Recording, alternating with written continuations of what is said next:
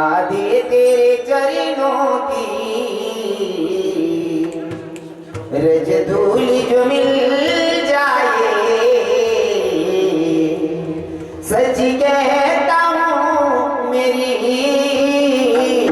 तकदीर बदल जाए, तकदीर बदल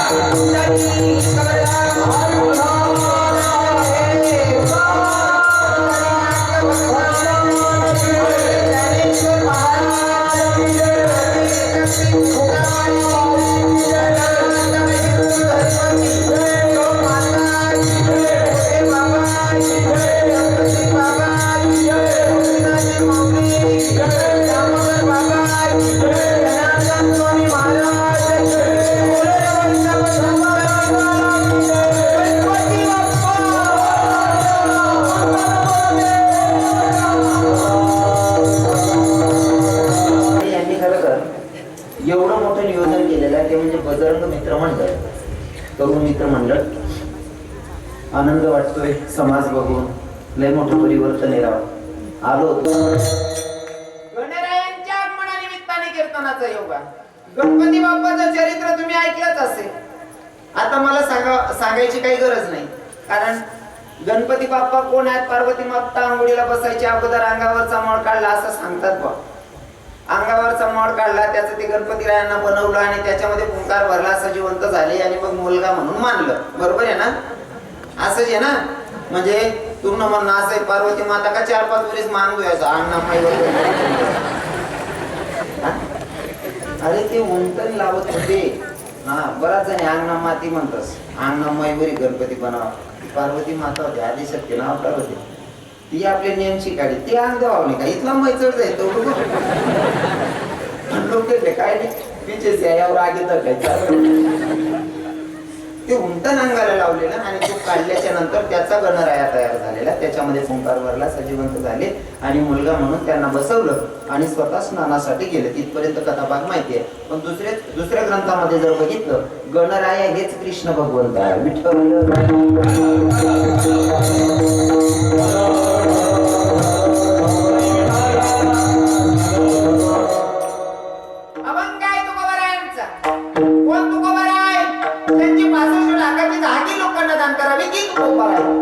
कोण तुकोबार आहे?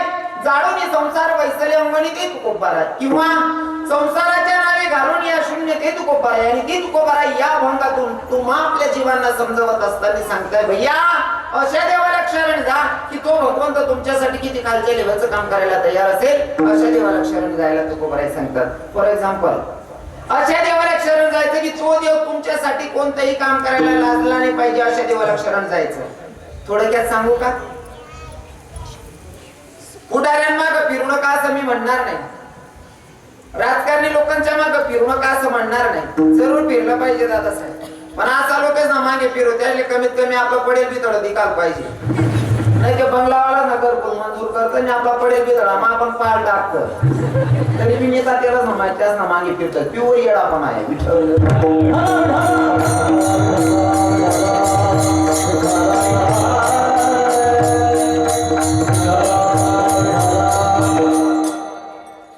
राजकारणाशी माझा काही एक संबंध नाही, पण मला काय माहिती आहे का समोरचं दिक ना ते बोलून मोकळे जात फक्त म्हणा कीर्तन मग मी सांगत ना कोणी अंगवर गोळा नाही जातो.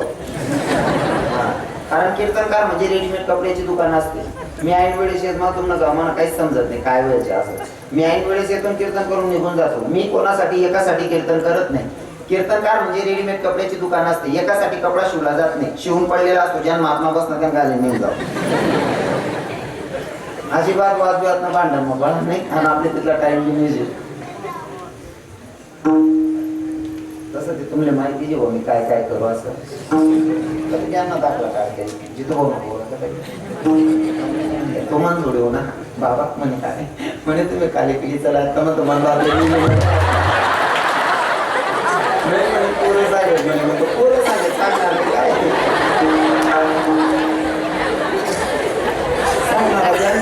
सांगणार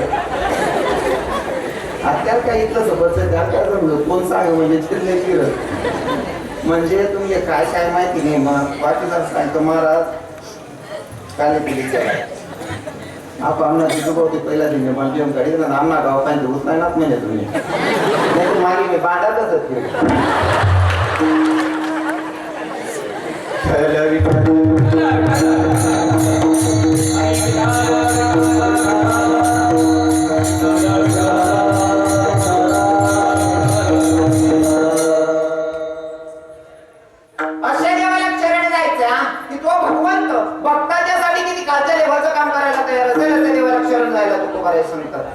साधकांचा प्रश्न आहे तुकोबाराय अशा देवाला शरण जायचं की तो भक्तासाठी किती खालच्या लेवलचं काम करायला तयार असेल. अशा देवाला शरण जायला सांगतात पण आम्हाला हे कळलं पाहिजे असा देव कोणता आहे की जो भक्तासाठी किती खालच्या लेवलचं काम करतो. माझ्या तुकोबारायांनी प्रमाण द्यायला सुरुवात केली. माझ्या वारकरी संप्रदायामध्ये जातीपातीला अजिबात व्हॅल्यू नाही, महत्व नाही, अजिबात मानलं जात नाही. कारण वारकरी संप्रदायामध्ये जो माळकरी आहे जो वैष्णव आहे तो आमचा आहे. जर जातीनं किती मोठा असेल आणि तो जर का माळकरी नसेल तर त्याच्या जातीला अजिबात वारकरी संप्रदायामध्ये किंमत नाहीये. माळकरी असेल तर तो मोठ्या जातीचा, जातीपातीला अजिबात किंमत नाही. कारण आमच्या तुकोबारांचं प्रमाण माझं घरचं काहीच सांगणार नाही. जर जातीनं ब्राह्मण असेल आणि तो अभक्त असेल तर माझ्या तुकोबारांनी शिवी घातली अभक्त ब्राह्मण जडो त्याचे तोंड काय त्याची टिंब टिंब जातीनं ब्राह्मण तर जरा भक्त असेल तर त्याच्या मायला शिवी घातली तुकोबारांनी आपलं घरचं काही सांगणार नाही. आणि जातीनं जर चांभार असेल गड्यात माळ असेल तर त्याच्या इतका मोठं कोणीच नाही. त्याच्या मायला संत धन्यता देतात कारण माळकऱ्याला जन्माला घातलं त्या मायला धन्यता आहे. जातीला किंमत नाही.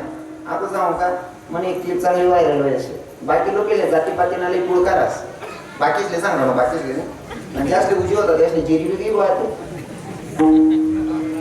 बाकी नाही सांगितलं मग आपण चालू तरी पाणी पित नाही त्यांना करणं पाणी नाही पित असेल त्याच ना करणं पाणी नाही पित तुम्ही 35 वर्ष ना पोऱ्या वगैरे पोरच भेटे नाही जे आता टाइम करलाय ना दुसऱ्याला आता बापा याच नाही ते राजून का वाढली पाणी पिये नाही हो काका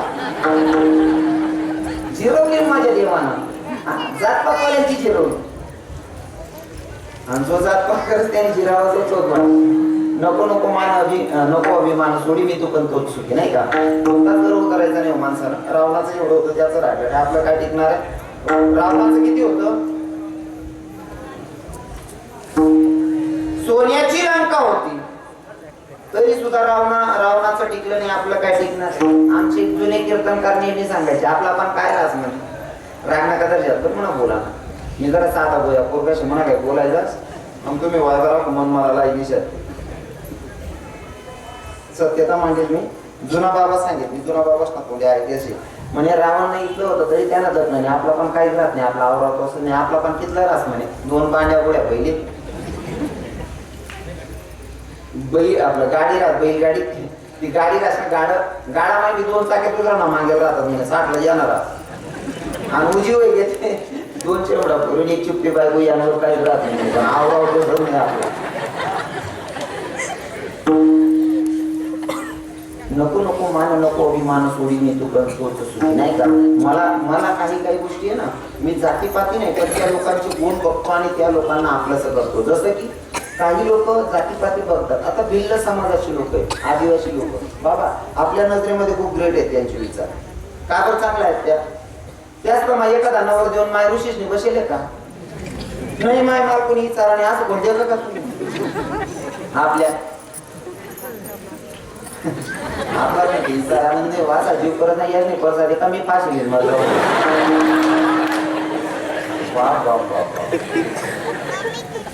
लग्नेस मग 10,000 साड्या नेसतील 10,000 साड्याच्या 2-2, 4-4 तोळा सोनं राहत काय पाहिजे ना 10, 15 तोळं सोनं राहत 10, 15 तोळं सोनं 10-12 हजारने साडी आणि ताटवते उठीने एक कोपरा उभी होती एक बहीण म्हणतात ताई या बड्या बाया रावण्या करा ना जेवणले बसाना नाही म्हणे महाराज माल नाही खाना म्हणतात काय नाही म्हणे माल नाही खाना आई बिनले का चट काही राहणार म्हणतात ताई एवढा राग का बघाय ना हा म्हणे महाराज मला कोपरान वाटे तरी लाई का म्हणे म्हणतो मानतात गो आहे 10-12 थोडं सोनं घालायचे 10-12 हजारने साडी नेसायचे 5 रुपये कोपरान वाटे करतात दांगो घालते ना काय हा आता असा दांगो करा ना ते उलट होई पुरी बेटी राहण्यात आता उलट होई पडत पहिले असा दाखवता मनी पूर्ण लग्न करायला गो सासू कशी भेटेल पहिले असं वाटेल मनी पूर्ण लग्न करणे सासू कशी भेटेल आता उलट होई सासू चिंता राहत माय माय भाऊ कशी भेटेल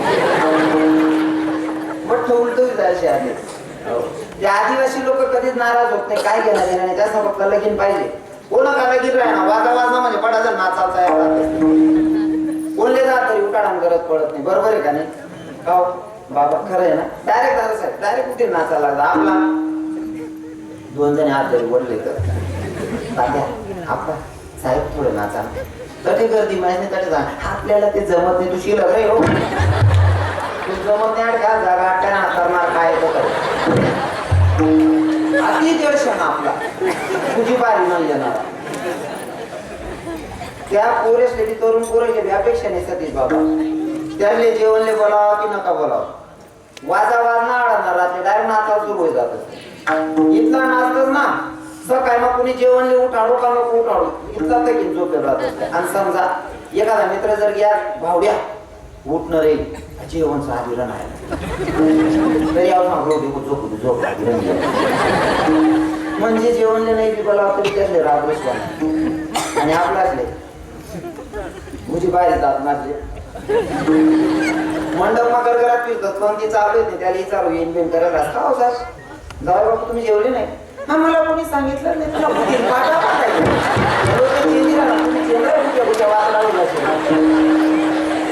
राहणार मला कोणी सांगितलं नाही बाणच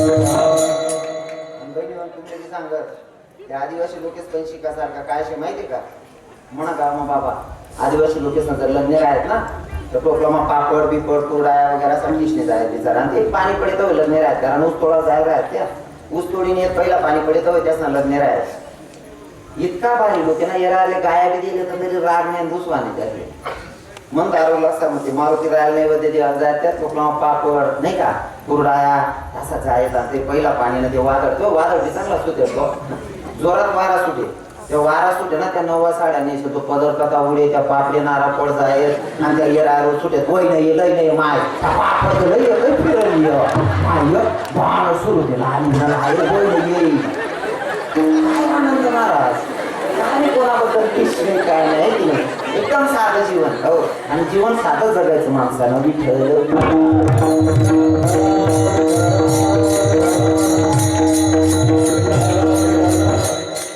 महार समाजामध्ये संत जन्माला आले महार समाजामध्ये संत जन्माला आले त्यांचं नाव होतं चोखा मेळा चोखा मेळ्याच्यासाठी माझ्या जगाच्या मालकानं पुरं ढोरं ओढावीत महाराज आणि प्रसंग एका ठिकाणी या बाईला दिवस गेले का चोकोबाच्या पत्नीला दिवस गेले चोकोबा वारीला निघायचे चोकोबानं पत्नीला सांगितलं म्हणजे ऐक ना बोलू नका भाऊ. हा काय धंदा पायरे दांगडो गाला कोणी पायरे काय हो द्या ना म्हणा गरीब ना वैराना धंदा ते बी पोट मार तू कर तुम्हाला पायरे काय ना ग्रामपंचायत ऑफिस किन्नी जाऊ दुसरा माठ टाकी ना ग्रामपंचायत म्हणली तिला आपलं थोडी हो. बोलू नका माय बाप लोक अपेक्षेने आलेले असतात नाही का. चोखामेळ्याच्या बायकोचे दिवस भरते आहे का आणि चोखोबाच्या पत्नीला सांगितलं चोखोबाने की ऐक ना सोयरा अगं मला वारीला जावं वाटायला ग. वारीला जात आहे म्हणे हो धनी माझे दिवस भरते आहेत ना. म्हणले हो खरी गोष्ट आहे पण मला वारीला जावं लागेल. पत्नीनं सांगितलं सोयराबाईने तुम्हाला जर का वारीला जायचं असेल तर रस्त्यावर तुमच्या बहिणीचं गाव लागतं. तुमच्या बहिणीला माझा संदेश द्या आणि तुमच्या बहिणीला माझ्याकडे पाठवा म्हणला. आता मला सांगा बाईला दिवस गेलेत पतिदेवानं विचारलं म्हणे मला वारीला जाणं आहे म्हणे. जी बाईना दिवस भरतायत बाळणपणी वेळ जवळ आहे तरी ती बाईन सांगते ना जावा माय म्हणे. तुम्हाला कसं काय वाचावं जातं काकू हा तुम्हाला घर माझा कधी असं प्रसंगी बोल नुसतं डोकं का तू केला नवरान सांगा ना. आता जोडे जोडे माझं ना मंदिर होत आहे घरात चिरका यो काय झाला नाही की आता डोक चालू की राय ना म्हणा घरात चेटा. बाईचे दिवस भरते तरी नवऱ्याला सांगते जा भगवंताचं दर्शन घ्या पण रस्त्यावर तुमच्या बहिणीचं गाव लागतंय ना तर तुमच्या बहिणीला माझ्याकडे पाठवा म्हणलं. चोखा वेळानं नामचिंतनात एवढं मग्न व्हावं वारीमध्ये भगवंताचं नामचिंतन करतात लक्षातच न राहिलं बहिणीच्या घरी जायचं आणि सांगायचं. नामचिंतनात एवढे मग्न झाले माझ्या विटेवरच्या मालकाला काळजी वाटली अरे काय भक्त वेडा माझ्या नामचिंतनामध्ये त्याची बायकोचे दिवस भरते तरी बहिणीला सांगायचं विसरला. एवढा उदाहरणा भक्त आहे महाराज. माझ्या भगवंताला अशाच भक्तांची दया येते. माझ्या देवानं जातपात नाही बघितली. माझ्या भगवंतानं विटेवर न उडी मारली आणि चोखोबाच्या गाव जवळ आला. अजून गावात जाईल गावाच्या शिवजवळ आला माझा विटेवरचा मालक. गावाच्या शिवजवळ आला आणि विचार करतोय मला आता चोखोबाची बहीण बनून जावं लागेल. जर असाच्या असा अवतारात गेलो तर चोखोबाची पत्नी म्हणजे सोयराबाई मला काहीच करू देणार नाही. मला चोखोबाची बहीण बनूनच जावं लागेल. माझ्या जगाच्या मालकाच्या मनात आलं मला चोखोबाची बहीण बनायचा. माझ्या विटेवरच्या मालकानं गावाच्या शिवजवळच स्त्री रूपात यायचं ठरवलं. जसं चोखोबाची बहीण नऊवार साडी परिधान करत होती ना माया हो जशी चोखोबाची बहीण नऊवार साडी परिधान करत होती तशी माझ्या जगाच्या मालकाला वाटलं की मी सुद्धा आता स्त्री रूपात जाणार आहे ना तर मला साडी नेसावी लागेल. नऊवार साडी नेसला माझा जगाचा मालक. नऊवार साडी नेसला नुसता साडी नेसून पदर पोचला नाही तर तो पदर डोक्यावर घेतला माया. आणि सगळ्या बहिणींच्या सगळ्या मायांच्या मी पाया पडून माफी मागतो. माझा बोलण्याचा एकही मायने राग धरू नका कारण तुम्ही माझे आहात मी तुमचा आहे म्हणून हक्काने बोलेल. अजिबात आजच्या कीर्तनात एक बी बहिणी राग धरा नाही. बट्या मायास ना बहिणीस ना पाय पडीन सांगा बरोबर बहिणीस तुम्ही जर वाटलं ना महाराज चुकाय घ्या ते कीर्तन नंतर आपण ना जोडीस नाही पाय तरी पाय पडलीस बहिणीस माफी मागसू तर तुमले सांगस. जगना मालक जर बाईना अवतार माझा असली तरी तो डोकावर पदरलेस मग आपण लेवा पाहिजे का नको. हा देव डोकावर पदरलेस म्हणतात हो बहिणी हो सोनचिडी हो देवनी गोष्ट करा ना देवले असं वाटणं मला बाई नाव कार माझा नाही गो बाई सारखं दिसणं कोणी त्या डोकावर पदरशील काही का तुम्ही आठ बरं वातावरण दिख रहा है ना बड्या बहिणी ना डोकावर पदर दिख रहा ना हा डोक्यावर पदर घेतलाच पाहिजे कारण आपल्या धर्माची संस्कृती डोक्यावर पदर आलेल्या अतिथीचा आदर सासू सासऱ्यांची कदर आणि पतीच्या सेवेला हजर केलाच म्हणावं इंडियन मध्ये. प्रत्येक बाईने डोक्यावर पदर घेतला पाहिजे. का घेतला पाहिजे त्याच्या मागचं कारण सांगतो. आपल्या डोक्यावर जर पदर असला ना असे टोपीवाले बाबा असतात ना बसलेले टोपीवाले बाबा हे बाबा तुमचा पदर बघून काय सांगतात. समजा तुमची घरात नेसायची साडी किती रुपयाची 600 रुपयाची साडी 500-600 रुपयाची साडी असते. 500-600 रुपयाची सहावार साडी म्हणजे 600 रुपयाची साडी 6 मीटरची किती रुपयाला पडली 1 मीटर 100 रुपयाला बरोबर आहे ना. 100 रुपयाला 1 मीटर आहे. 100 रुपयाचा पदर आहे, पदर 1 मीटरचा. तो 1 मीटर ना पदर जर डोक्यावर राहिला ना ते तुम्हाला बापनी करोड रुपयानी इज्जत वाढायचं म्हणे डोक्यावर पदर राहतो. जर तुमच्या डोक्यावरचा पदर अशा टोपीवाल्या बाबांनी बघून घेतला ना ते सहज सांगतात कुठे ना माहेर आहे पूर्ण. अरे काय होईल शिकू पूर्ण डोक्यावर पदर सुद्धा पडू देत नाही. काय माय बापना संस्कार होतील भाऊ असं मन देत असत. आणि मन सारखा ते असं वाटलं ना डोक्यावर पदर बिदर राहिला ना असं वाटत ना आई मायनं का मंदिर बांध टाकू होऊन पूजा करायला लागतो इतका गर्व बस पाणी. हो आणि एखादी बहीण जर बिन पदरने दिली ना मला असं वाटत हो म्हणा बापरे दिनले चुरेल कधी बी राहिली म्हणे शिंडोकार पदर दडकायला बाकी ना बाया काय करू मारा टाको का सटके सटके जात सटके सटकीचा असं तेव्हा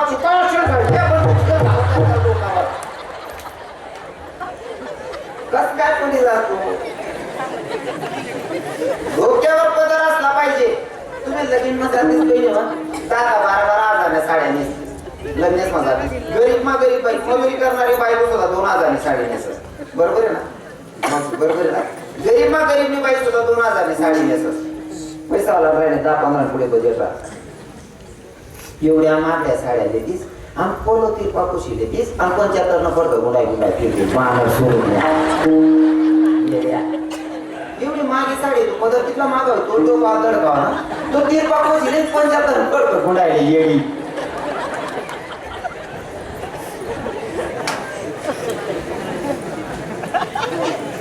साडी सांगेल पदर दिस ना बहिणी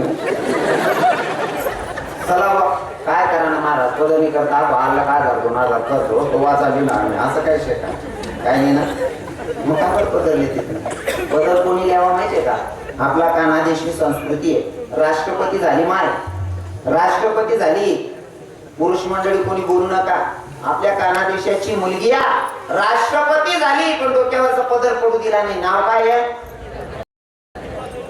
प्रतिभाताई.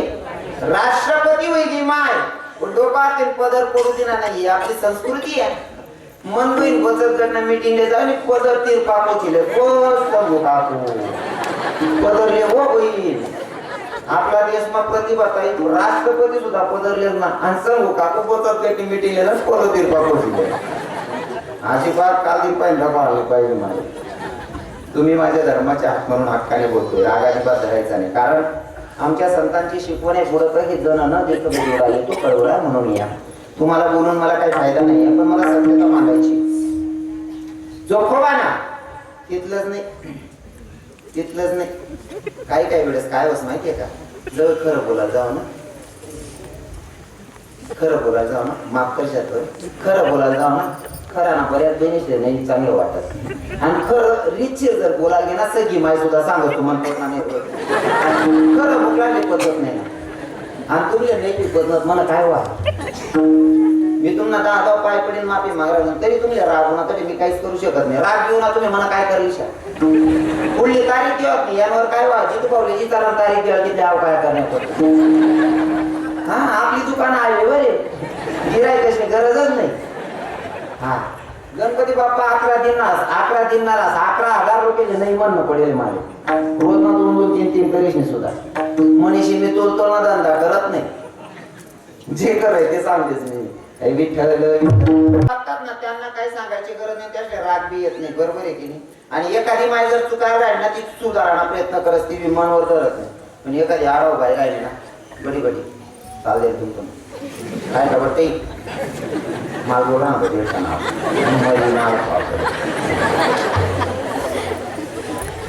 म्हणलं काय जाय मी सांगितलं गेला का नाही गेलं ते तुम्हाला हात नाही. तुम्हाला बापी इज्जत वाढावं मटेरियल जायला नाही तुमच्या वाढावं का करा पुन्हा हात नाही.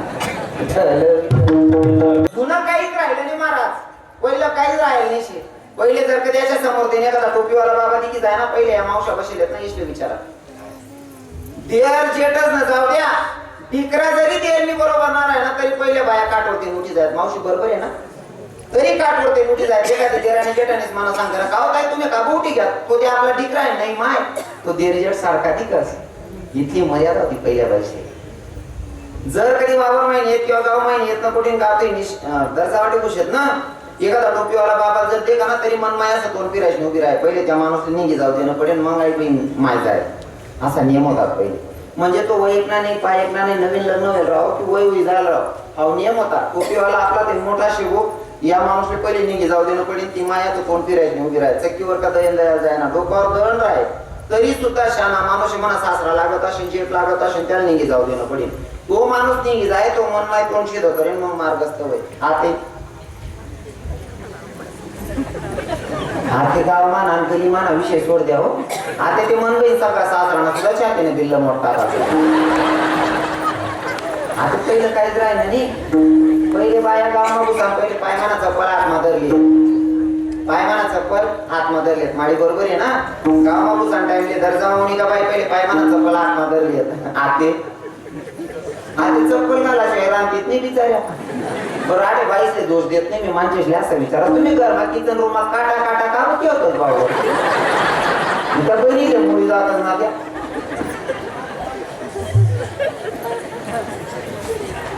एक ताईचा मला फोन आला सतीश बाबा म्हणे महाराज तुम्ही बारीक बारीक गोष्टी सांगतात कीर्तनातून. म्हणता काय ताई म्हणे चप्पल बिप्पल घाल ना, पहिल्या बाया घालत होते आता आम्ही नाही घालणार, आम्ही सुशिक्षित येतं. म्हणता असं आहे का म्हणे. त्या पहिल्या बाया कमी शिकलेल्या होत्या म्हणून ते करत असतील, आम्ही सुशिक्षित आहेत. म्हणतो बहीण पायमा चप्पल घाली राहणं म्हणजे सुशिक्षित आहे तू. जर तुम्हाला काही व्याधी त्रास आहे तर ठीक आहे, पण नुसता हाऊस मग काही म्हणे महाराज आम्ही सुशिक्षित आहेत म्हणे. आतेल्या पुरीने चप्पल बिप्पल आतमध्ये गाव मागू शकतो. म्हणतं गाव नको बुजू बे ना आत्मा चप्पल तरी नाही, पण कमीत कमी चप्पल घालीन राहतो तरी नको. नाही म्हणे महाराज आम्ही सुशिक्षित आहेत. म्हणतं असं आहे का. म्हणतं बाई तू अजून चप्पल घाली राहिली, अजून पुरी सुशिक्षित नाही होईल. तू पायमा घाला ना, जोडामा जवळ वरण येईल पिशे ना तळ म्हणतो मन बाई पुरी सुशिक्षित कोणाला म्हणावं. राष्ट्रपती जर पदर घेत असेल तर याच्यापेक्षा अजून कोणतं मोठं पद आहे तुमच्याकडे. म्हणून आपण आपल्या नियमात राहायचं. माझा जगाचा मालक साधारण बायांचा साधारण लोकांचा विषय द्या सोडून, माझा जगाचा मालक विचार करतोय जर का मला स्त्री रूपात जायचं असेल तर डोक्यावर पदर घ्यावा लागेल. आणि माझ्या जगाच्या मालकाने डोक्यावर पदर घेतला. गावात प्रवेश करायचा, गावात जर प्रवेश करायचा असेल तर पहिल्या स्त्रिया पायातली चप्पल हातात घेत होती. जगाच्या मालकाने सुद्धा आपल्या पायातली चप्पल हातात घेतली, डोक्यावर पदरा, पायातली चप्पल हातात आणि चोखोबाच्या गावात प्रवेश केला. घराच्या जवळ गेले, दरवाजावर थाप टाकली आणि आवाज दिला चोखोबाजी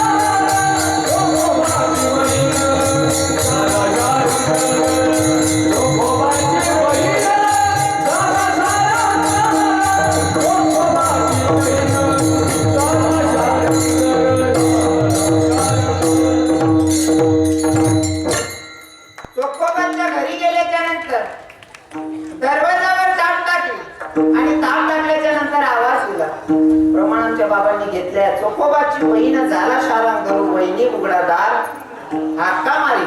अगं वहिनी मी आली. चोखोबाच्या पत्नीनं दरवाजा उघडला. पाहते तर बैग माझी ननंदबाई आली. पण ती ननंदबाई होती का मावशी? ननंदबाई होती का? अजिबात नाही. माझ्या विटेवरच्या मालकाला वाटलं जर का माझ्या भक्ताच्या बायकोचं बाळंतपण करण्यासाठी त्याच्या बहिणीकडे जाताना तो विसरला तर ते काम आता मला करावं लागणार आहे. माझा जगाचा मालक गेला. घरात प्रवेश केला. चोखोबाच्या बायकोचं बाळंतपण केलं. पॉइंट नोट करा महिला माता. पुरुष मंडळींना कदाचित कमी समजेल पण माझ्या महिला मातांना चांगलं समजेल. रजस्वला जर स्त्री असेल तर तिला कमीत कमी 4 दिवस मंदिरात प्रवेश नाही. बरोबर आहे ना माय हो? रजस्वला स्त्री असेल तर 4 दिवस मंदिरात प्रवेश नाही. काय उदार अंतकरणाचा माझा जगाचा मालक आहे. भक्ताच्या बायकोचं बाळंतपण स्वतः करतोय. किती उदार अंतकरणाचा आहे. किती. रजस्वला स्त्री असेल तर तिला 4 दिवस दगडाच्या मूर्ती समोर जाऊ देत नाही. मी दगडाची मूर्ती मुद्दा म्हणतोय. अर्थात तिला आपण बसवतो तिच्यामध्ये प्राण प्रतिष्ठा करतो म्हणजे प्राण येतोच. हा आपला भाव आहे. पण नास्तिक लोकांच्या मध्ये ती दगडाची मूर्ती आहे. मग दगडाच्या मूर्तीच्या समोर जायला रजस्वला स्त्रीला 4 दिवस चालत नाही. किती उदार अंतकरणाचा आहे माझा पंढरीश पांडुरंग परमात्मा. भक्ताच्या बायकोचं बाळंतपण करतो. नुसतं बाळंतपण करून निघून जात नाही तर 28 दिवस पर्यंत धुणं भांडी करतो चोखोबाच्या घरामध्ये. 28 दिवस भक्ताच्या बायकोचं धुणं भांडी केली. सगळी कामं धंदा केली. आणि मग चोखामेळा मार्गस्थ झाले. चोखामेळा दिंडीतून मार्गस्थ झाले मतलब परत यायला निघाले. आणि मग तेव्हा माझे भगवंत तिथून मार्गस्थ झाले. मला फक्त इथपर्यंत सांगायचंय. रजस्वला स्त्रीला मंदिरात 4 दिवस प्रवेश नाही. पण किती उदार अंतकरणाचा आहे माझा पंढरीश पांडुरंग परमात्मा. भक्ताच्या बायकोचं बाळंतपण करतो अजिबात न विचार करता. इतक्या खालच्या लेवलचं काम माझा भगवंत करतो. म्हणून तर तुकोबाराय सांगतात ना की अशा देवाला शरण जायचं की तो भक्तासाठी किती खालच्या लेवलचं काम. साधकांनी विचारलं महाराज हे पहिलं उदाहरण झालं. अजून एखादा एक्झाम्पल सांगता येईल का? कारण एका पुराव्यावर केस जिंकता येत नाही. मग केस जर जिंकायची असेल तर कमीत कमी 2-3 पुरावे लागतात. मग तुमच्याकडे अजून पुरावा आहे का? तर तुकोबाराय भरपूर पुरावे देऊ शकतात. पण रविकिरण महाराज तुकोबारायांची पायाची धुरे नाही बनू शकत. रोगा प्रयत्न करेल सांगण्याचा प्रबोधन करा. विठ्ठल काम्यकवनामध्ये अर्जुन आणि कृष्ण भगवंत फिरत होते. ज्याचं नावच काम्यकवन आहे. जिथं काम जागा होते त्या जागेवर अर्जुन कृष्ण भगवंत सोबत फिरत होते. आणि फिरत असताना अर्जुनाच्या मनात आलं एवढी भारी जागा आहे. एवढं निसर्गरम्य वातावरण आहे. आणि इथं जर का माझी पत्नी राहिली असती सुभद्रा तर किती आनंद आला असता फिरायचा. अर्जुनाच्या भक्त मनात आलं इथं माझी पत्नी पाहिजे होती असं म्हणल्याच्या नंतर कृष्ण भगवंतानं डायरेक्ट सुभद्रेचं रूप धारण केलं आणि अर्जुनाच्या जवळ जाऊन उभे राहिले. अर्जुनानं बघितलं म्हणले सुभद्रे बस विचारच करत होतो तू पाहिजे होती आणि तू लगेच हाजरी लावली. सुभद्रा म्हणते हो तुम्ही बोलवलं मी आली. जसं की तरुण पोरी लगेच जाणार म्हणतो आपने बुलाया और हम चले आए. तुम्ही बोलवलं मी लगेच आली. आता तिथं फिरणं झालं. तो एक आनंद मनात होता. पण अर्जुन जेव्हा घरी गेल्याच्या नंतर पत्नीनं पाण्याचा ग्लास भरून आणला. पाण्याचा ग्लास हातात घेताना सुभद्रेकडे अर्जुनानं बघितलं आणि अर्जुनाच्या मुखातून वाक्य निघाला. म्हणले सुभद्रे कालच्या दिवशी काम्यपणामध्ये जशी दिसत होती का आज तशी काही दिसना म्हणले तू. सुभद्रा म्हणे काल दिवशी तशी आज नाही ती राहिलो म्हणे. आणि काल दिन कोठे होतो मी म्हणे काम्यपण मन सगळे फिरायले हट म्हणे मी नाही होतो म्हणे. अर्जुन म्हणे लबाड गोरायने म्हणे हाव दोन्हीच ना तांबो. सुभद्रा म्हणे मी नाही होतो. अर्जुन म्हणे तू मन सांगेच होती दोन्हीच ना तांबो. आणि माणसाच्या मनात शंका जर घुसली ना तर ती माणसाला खाली उतरवत जाते. सुभद्रा म्हणे काल दिन जरी मी ती किराय म्हणले तरी ते मी होतो नाही. मग नेमकं काम्य कोण मन जागावर कोण होती म्हणे ती. आणि बाईंचा मनमा जर शंका घुसली घे ना काका त्याला पर्यायच नाही. शेवटलं पण पर्याय मरता सुद्धा सांगितलं तुम्ही घनसात त्या नाश करेल पण मला माहिती तुम्हालाही सांगतो बरं. बऱ्याच बायांचा संसार उद्ध्वस्त झाला मनामध्ये शंका ठेवल्यामुळे. आणि बऱ्याच पोरांचे सुद्धा नुसतं बायांना सांगत नाही तर भावांनाही सांगतो. मनात शंका शिरली की माणूस जास्तच खाली उतरतो. चांगला माणूस पण वाईट दिसतो बरं. मनात शंका एवढी बोगस आहे मनात पाप येऊच द्यायचं नाही. त्याने जर घर केलं ना तर पतिव्रता बाई सुद्धा आपल्याला चांगली दिसत नाही आणि एखादा चांगला माणूस सुद्धा बाईला चांगला दिसत नाही. म्हणून मनात कधीच द्वेष आणि कधीच पाप येऊ द्यायचं नाही एकमेकांबद्दल. आणि एखाद्या बाईना स्वभाव या जर कधी रात्री लगू शंका उठी घेत नाही बाबा सतीश बाबा लय वेळ जर उठी घ्या झोप लागत नाही म्हणशील चला व्हॉट्सअप चेक करलो का फेसबुक चेक करलो इंस्टा चेक करलो या जर मोबाईल मध्ये गोटे घालणार नाही ऐकले आता जागी लागू द्या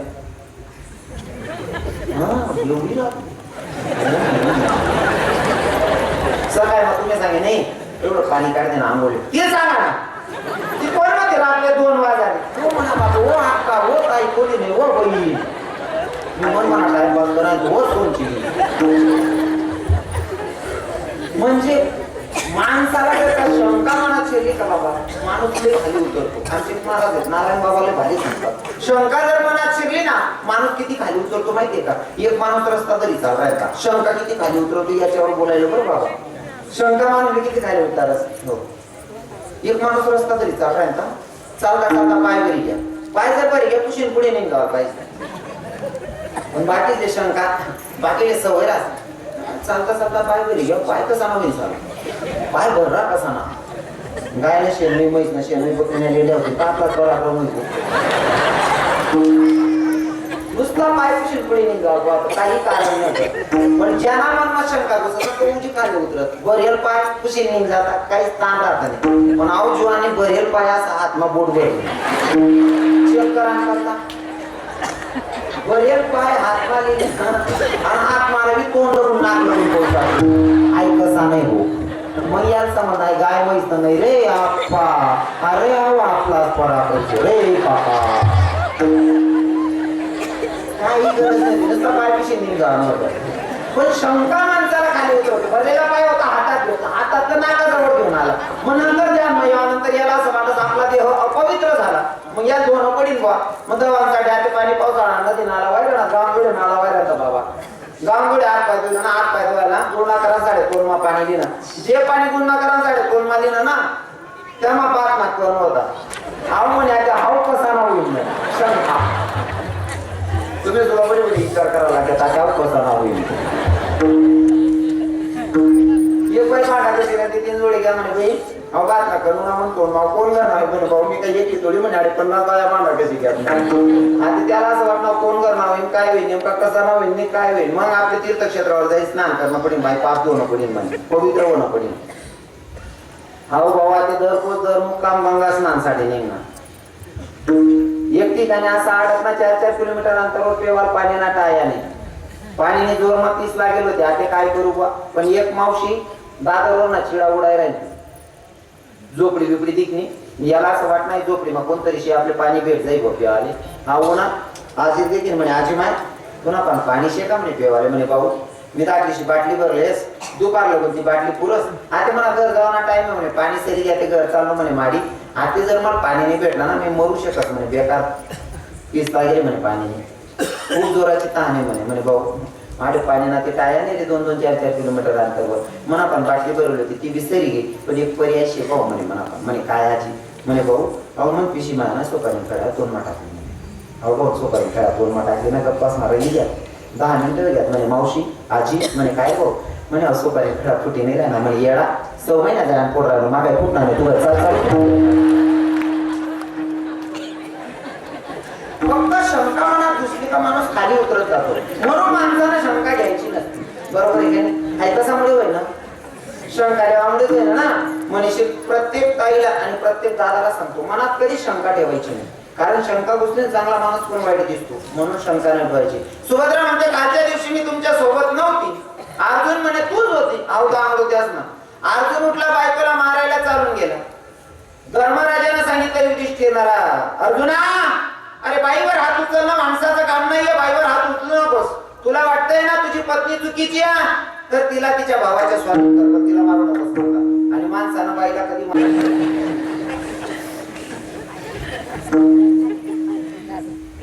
धर्मराजाने सांगितलं अर्जुना तुला वाटतंय ना तुझी बायको खोटं बोलतीया तिच्या भावाकडे स्वाधीन कर पण मारू नकोस आणि पत्नीवर हात उचलणं योग्य नाही असं धर्मराजा सांगतो. तुम्हालाही सांगेल धर्मराजा सांगतायत तेच बरोबर आहे माणसानं बाईवर हात उचलायचा बाईला आतापर्यंत मारलं गेलं असेल तर विसरून जा पण आजच्या नंतर बाईवर हात उचलायचा बाईवर हात उचलणं खऱ्या माणसाचं काम नाही असं धर्मराजा सांगतात आणि धर्मराजा सगळं नीतीनं सांगतात। मग बाईवर हात उचलणं योग्य नाही ना? तुम्ही मारतात नाही ना बहिणी कोणी? हा तुम्हाला बी पार पडत, तुम्ही बी जरा शांतता आली तुम्ही बी नाम धीर करते त्या बी मारावं तुम्ही इच्छा नसताना सुद्धा मारून पडत। एखादी पहिले जर सांगा नाही आपली कपाशी धर्मदूर जनते भेटले तिथं निघिले मग मायले का बरं आजच असो मन मायना फोन येले अरे 2 दिन मजूर भेटले निघिले नाही आजच असो इथलं आजच असो सांगा ना तो पाहुणा संताप फिरत 2-3 काठोटा वाटते मन बहीण त्याच्या पुतळा वाहिनी एक सांगत बाळाला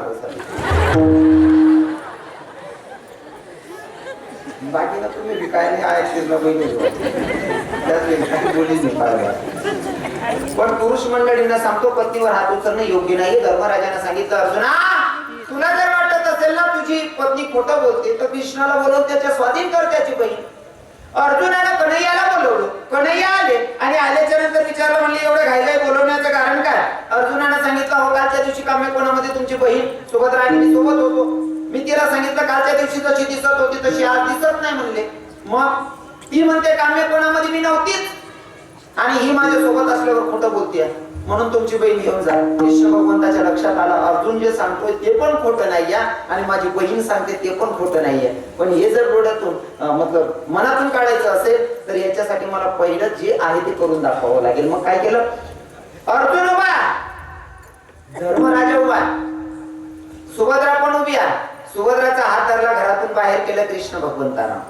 सर्वांच्या समोर सुभद्राला घराच्या बाहेर केलं, दरवाजा बंद केला, आतल्या रूम मध्ये कृष्ण भगवंत गेले आणि सुभद्राचं रूप धारण केलं आणि दुधाचा ग्लास घेऊन आले आणि अर्जुनाच्या समोर उभे राहायला सांगितलं धनी स्वामी घ्या म्हणले दूध। अर्जुनाच्या डोळ्यातून अश्रू व्हायला लागले। देवा म्हणजे काम्यपणामध्ये माझ्या मनात आलं होतं की इथं सुभद्रा पाहिजे होती, देवा तू माझ्यासाठी माझ्या बायकोचं सुद्धा रूप धारण केलं म्हणजे माझी बायको सुद्धा बनायला अजिबात लाजला नाहीस। किती खालच्या लेवलचं काम करतो। भक्ताची जर भक्ती करी असेल तर तो भक्ताच्या साठी बायको बनायला सुद्धा हायगे करत नाही। इतका उदार अंतकरणाचा माझा पंडित पांडुरंग परमात्मा। म्हणून तर तुकोबाराय सांगतात की अशा देवाला शरण जा, सांगतात अभंगाच्या शेवटच्या वेळेस सगळे साथ सोडतात तेव्हा साथ देणारा तो जगाचा मालक आहे। सगळे आपल्याला स्मशानात सोडतात आणि सगळ्यांनी साथ सोडल्याच्या नंतर आपल्या हातात हात देणारा भगवंत आहे आणि त्या भगवंतासाठी काहीतरी करणं म्हणजे नामचिंतन, काहीतरी करणं म्हणजे भजन करणं आणि कीर्तनात बसल्याच्या नंतर हाताने टाळी मुखाने नामचिंतन झालंच पाहिजे। काय ना आम्ही लोक अभंग घेतो त्याच्यावर ट्रान्सलेट करतो हा भाग वेगळा, पण खरं संकीर्तन म्हणजे हाताने टाळी मुखाने नामचिंतन हे खरं संकीर्तन असतं। म्हणून सगळं पुरुष मंडळी आणि सगळ्या महिला मातांनी आता काय करायचे? हाताने टाळी मुखाने नामचिंतन 5 मिनिटासाठी सर्वांनी जोरात भजन होऊ द्यायचं बाबा।